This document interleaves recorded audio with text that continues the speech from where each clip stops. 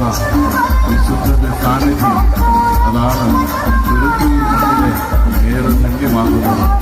പ്രാർത്ഥനകൾക്ക് ഉത്തരം നൽകുന്ന എന്റെ വിശുദ്ധൻ, എന്റെ നിർമ്മാണ ഈ ദേവാലയം